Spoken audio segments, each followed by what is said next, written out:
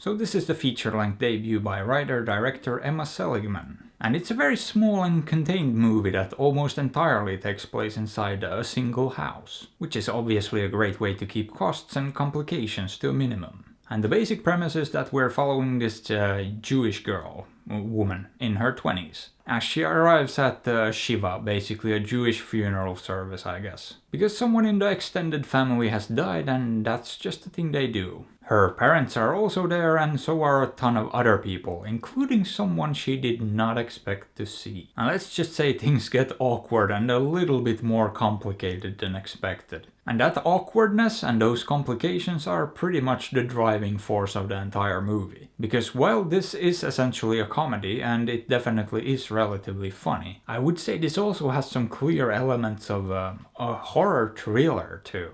Because remember that Darren Aronofsky movie Mother with Jennifer Lawrence? Yeah, that one also took place inside a single house filled with a ton of people. And that was perhaps the most stressful and anxiety-inducing movie I've ever seen. And this one actually feels a lot like that one. Not as extreme, and it has a lot of humor in it. But it clearly has similar vibes to it when it comes to the main character and her social anxiety. And the pressures of keeping up appearances and having to pretend to be something you're not makes the stress and the tension of the situation palpable, and I loved how they handled that. On top of that, the fact that this pretty much involves a stereotypical Jewish American family helps with that. Because they're just so intense and things always get hectic and sort of chaotic, relentless even, that basically makes it the perfect setup for something like this. To build awkwardness and tension in order to create that stressful and anxiety-inducing atmosphere. But at the same time, these sort of situations do always bring the opportunity for a lot of humor as well. And this one certainly doesn't miss that opportunity to be funny. In fact, the whole movie and the large cast of characters pretty much all have a certain charm to them. Which definitely has a lot to do with the writing, but also the performances. Because I liked just about everyone in this, even the minor characters were often great.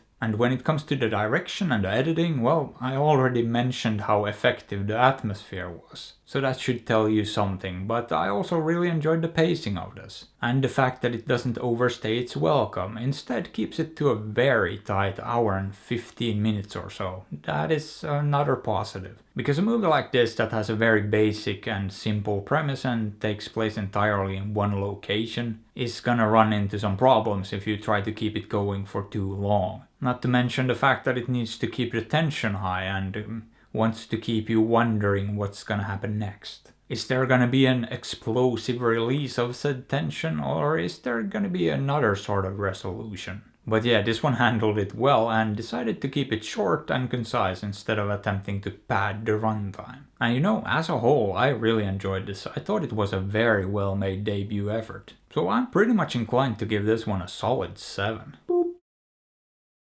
And yeah, I would probably recommend you check it out, and since it's so short too, the barrier to entry is pretty low. Or you know, you could always skip it too. After all, I'm not your dad. But hey, what are your thoughts on this? Have you seen it? Did you like it? Let me know. And if you enjoyed the video, maybe give it a thumbs up or sub to the channel, because that would be fantastic.